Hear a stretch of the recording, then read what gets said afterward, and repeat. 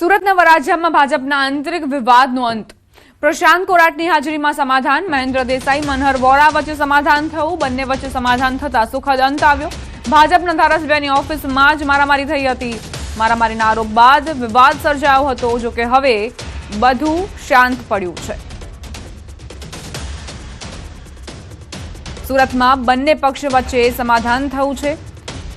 ભાજપના ધારાસભ્યની ઓફિસમાં જ મારામારીનો જે મામલો સામે આવ્યો હતો તેમાં પ્રશાંત કોરાટની હાજરીમાં હવે સમાધાનના સમાચાર પ્રાપ્ત થયા છે. મહેન્દ્ર દેસાઈ અને મનહર વોરા વચ્ચે આ સમાધાન.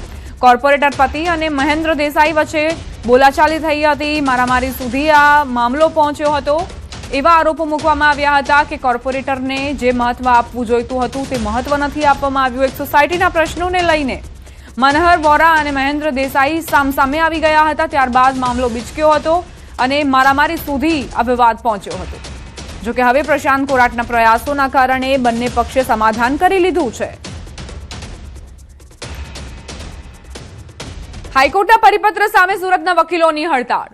સુરતમાં વકીલો 2 દિવસ હડતાળ પર. હાઈકોર્ટના પરિપત્ર સામે ઉગ્ર વિરોધ. એક જ ટાઈપિંગ ફોન્ટ ફરજિયાતનો પરિપત્ર કરાયો છે. કોર્ટના મુખ્ય ગેટ પર વકીલોએ ધરણા કરીને વિરોધ દર્શાવ્યો. પક્ષકારોને કોર્ટમાં પ્રવેશતા રોકવાનો પ્રયાસ થયો. પરિપત્ર પરત ખેંચવાની વકીલોએ માંગ કરી છે. એક પરિપત્ર કે જેમાં એક જ ટાઈપિંગ ફોન્ટ ફરજિયાત કરવામાં આવ્યા છે તેને લઈને આ આખો વિવાદ સર્જાયો છે.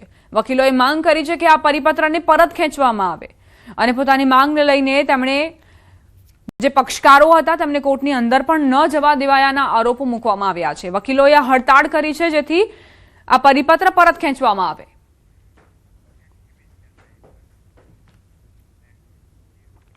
સુરતમાં પાર્કિંગના વિવાદમાં એડવોકેટ વિનોદ ગોહિલ પર જીવલેણ હુમલો થયો. અક્ષર એપાર્ટમેન્ટમાં પાર્કિંગ મુદ્દે થયેલી બોલાચાલી હિંસક બની. સિક્યોરિટી ગાર્ડ સાથેના વિવાદ બાદ મામલો ઉગ્ર બન્યો. પ્રમુખ હરિઓમ તોમરે દંડો ઝીકી વકીલનું માથું લોહીલુહાણ કરી દીધું હોવાનો દાવો છે. હુમલા બાદ એડવોકેટ વિનોદ ગોહિલ સ્થળ પર જ ઢળી પડ્યા. સ્થાનિકોએ ઇજાગ્રસ્ત વકીલને તાત્કાલિક સ્મીમેર હોસ્પિટલ ખસેડ્યા. ઘટનાથી વકીલ આલમમાં ભારે રોષ વ્યાપ્યો છે અને ચિંતાનો માહોલ પણ સર્જાયો છે. ઉધના પોલીસે હુમલાખોર સામે ગુનો નોંધવાની કાર્યવાહી શરૂ કરી છે.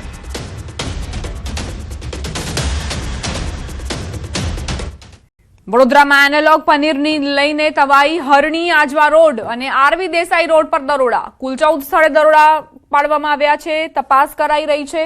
462 કિલો પનીરનો નાશ કરાયો. 2 યુનિટને પાલિકાએ નોટિસ ફટકારી. વાઘોડિયા રોડ પર વાસી બટરનો જથ્થો મળતા ડેરીને પણ નોટિસ અપાઈ. Krishna traders, Shivansh enterprise, white house dairy અને ક્રિશિવ એન્ટરપ્રાઇઝ સામે કાર્યવાહી કરાઈ છે. સંવાદદાતા હાર્દિક જોડાઈ ગયા છે વધુ જાણકારી સાથે. હાર્દિક, એનાલોગ પનીરને લઈને કેવા પ્રકારની કાર્યવાહી? બિલકુલથી જ્યારથી સરકાર દ્વારા આ એનાલોગ પનીર પર પ્રતિબંધ મૂકવામાં આવ્યો છે ત્યારથી વડોદરા મહાનગરપાલિકાની આરોગ્ય શાખાની ટીમ જે છે તે સક્રિય થઈ છે. આ 4 ઝોનમાં જુદી જુદી ટીમ બનાવવામાં આવી છે અને દરેક ટીમમાં જે છે તે 3 સભ્યો છે અને આ તમામ સભ્યો જે છે તે વડોદરા શહેરના જુદા જુદા વિસ્તારમાં જઈને અત્યારે તપાસ જે છે તે કરી રહ્યા છે. હરણી આજવા રોડ અને આરવી દેસાઈ રોડ પર જે છે તે ચેકિંગની કામગીરી કરવામાં આવી હતી. તે દરમિયાન જે છે તે પાલિકાની ટીમને ખૂબ જ મોટી સફળતા મળી છે. 14 સ્થળો પર ચેકિંગ જે છે તે કરવામાં આવ્યું હતું અને 462 કિલો જેટલો પનીર જે છે તેનો નાશ કરવામાં આવ્યો છે. 2 જેટલા યુનિટ છે તેને નોટિસ ફટકારવામાં આવી છે. કૃષ્ણા ટ્રેડર્સ, શિવાંશ એન્ટરપ્રાઇઝ અને વ્હાઇટ હાઉસ ડેરી જે છે તેની સાથે સાથે ક્રિશિવ એન્ટરપ્રાઇઝ છે તેની સામે કાર્યવાહી જે છે તે કરવામાં આવી છે. સાથે સાથે વાઘોડિયા રોડ પર વાસી બટરનો જથ્થો પણ જે છે તે વડોદરા મહાનગરપાલિકાની આરોગ્ય શાખાની ટીમને મળ્યો હતો. તેનો પણ સ્થળ પર નાશ કરવામાં આવ્યો હતો અને જે ડેરીના સંચાલક છે તેને નોટિસ જે છે તે ફટકારવામાં આવી છે. આ જ રીતે વડોદરા શહેરમાં હવેથી એટલે કે ગઈકાલથી જે છે તે રોજે રોજ વડોદરા મહાનગરપાલિકાની આરોગ્ય શાખાની ટીમ જે છે તે ફરી રહી છે અને જુદા જુદા વિસ્તારમાં ચેકિંગની કાર્યવાહી જે છે તે કરવામાં આવી રહી છે. આભાર હાર્દિક, જાણકારી આપવા માટે. દેવભૂમિ દ્વારકા જિલ્લામાં ફરી એકવાર માદક પદાર્થોના વેપાર સામે પોલીસને મોટી સફળતા મળી છે. જામ કલ્યાણપુર તાલુકાના ચંદ્રાવાડા ગામે રહેણાંક મકાનમાં ગાંજાની ખેતી અને ગાંજાનો જથ્થો મળી આવતા પોલીસે એક આરોપીની ધરપકડ કરી છે. પોલીસે અંદાજે 2.35 લાખનો ગાંજો જપ્ત કર્યો. પોલીસે સ્થળ પરથી કુલ 4 કિલો 710 ગ્રામ ગાંજો જપ્ત કર્યો. આરોપી વિજયભાઈ વસુદેવભાઈ રણછોડભાઈ કાપડીના રહેણાંક મકાનના ફળિયામાં ગાંજાના 2 છોડનું વાવેતર કરેલું મળી આવ્યું હતું. એટલું જ નહીં, સ્થળ પરથી સૂકવેલો ગાંજો પણ મળી આવ્યો.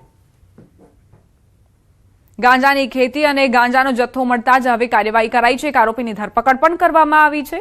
આ વ્યક્તિના ઘરની અંદરથી 2 ગાંજાના છોડ જપ્ત કરવામાં આવ્યા છે. 2.35 લાખનો ગાંજો પણ મળી આવ્યો છે. 4 કિલો 710 ગ્રામ ગાંજો જપ્ત કરાયો છે. નર્મદા જિલ્લામાં ચોમાસા આધારિત ખેતીનું બમ્પર વાવેતર થયું છે. જિલ્લામાં ચાલુ સિઝનમાં અંદાજે 98,000 હેક્ટર વિસ્તારમાં ખરીફ પાકનું વાવેતર થયું છે, જેમાં કપાસનું 50,000 હેક્ટર, ડાંગરનું 14,000 હેક્ટર, મકાઈનું 14,000 હેક્ટર તેમજ તુવેરનું 12,800 હેક્ટર વિસ્તારમાં વાવેતર થયું છે. આ ઉપરાંત ખેડૂતો દ્વારા શેરડી અને કેળ જેવા રોકડ પાકનું પણ નોંધપાત્ર પ્રમાણમાં વાવેતર કરવામાં આવ્યું છે.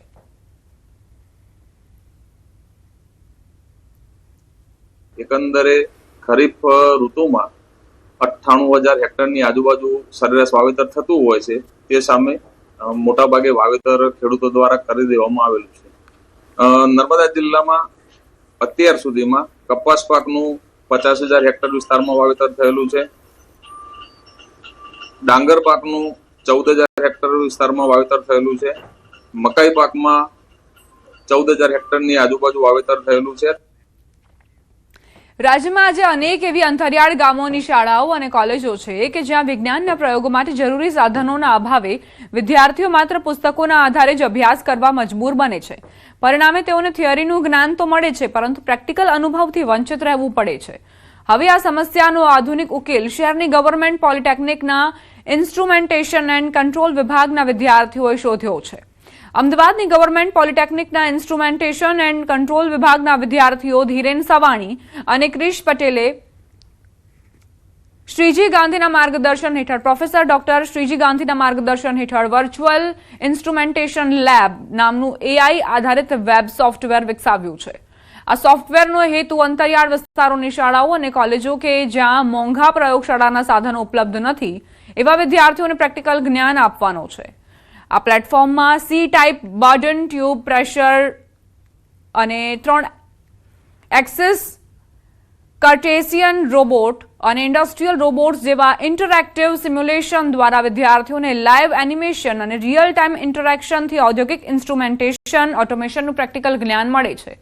હાલ વેબસાઇટ આધારિત આ પ્રોજેક્ટને આગામી સમયમાં મોબાઈલ એપ્લિકેશન સ્વરૂપે પણ વિકસાવવામાં આવશે.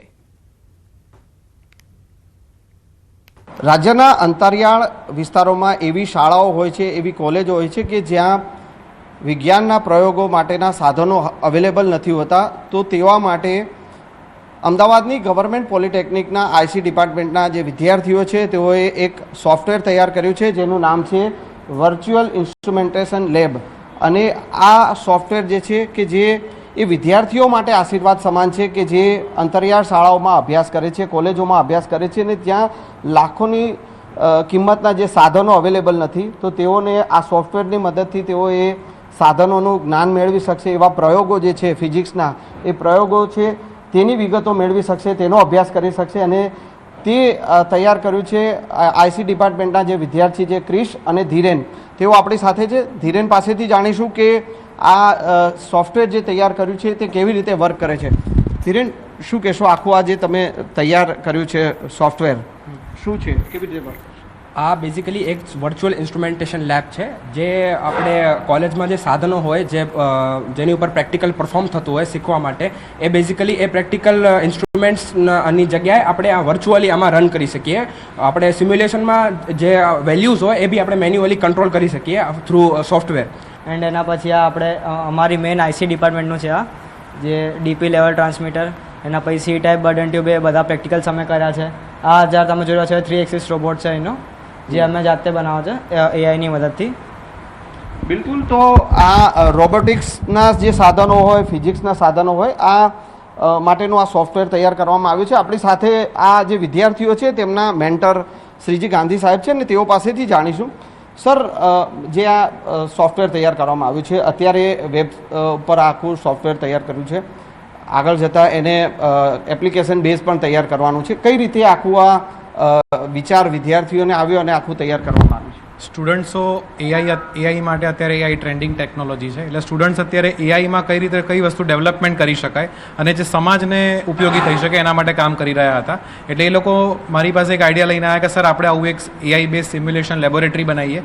તો એ લોકોએ જે આ ટાસ્ક કમ્પ્લીટ કર્યો છે, બહુ સરસ ટાસ્ક કર્યો છે અને એની મદદથી કોઈ પણ ગામડાની કે દૂરની શાળાઓમાં જે ઇક્વિપમેન્ટ નથી તો આપણે વર્ચ્યુઅલ લેબોરેટરી જે એઆઈ બેઝ છે એની મદદથી આપણે કોઈ પણ એક્સપેરિમેન્ટ પરફોર્મ કરી શકીએ છીએ અને વિદ્યાર્થીઓને જ્ઞાન મળી શકે છે. બિલકુલ. તો આ એક અલગ જે છે પ્રોજેક્ટ તૈયાર કરવામાં આવ્યો છે, એક સોફ્ટવેર બનાવવામાં આવ્યું છે કે જે અંતરિયાળ વિસ્તારોમાં જે રહેતા, જે ભણતા અભ્યાસ કરતા બાળકો જે છે કે તેઓને ફિઝિક્સના પ્રયોગો હોય કે પછી કોલેજોમાં તેઓએ રોબોટિક્સનો અભ્યાસ કરવો હોય તો તે આ સોફ્ટવેરની મદદથી તે જ્ઞાન મેળવી શકે તે પ્રકારનું આ સોફ્ટવેર તૈયાર કરવામાં આવ્યું છે. કેમેરામેન હરીશ શર્મા સાથે સંજય ટાંક.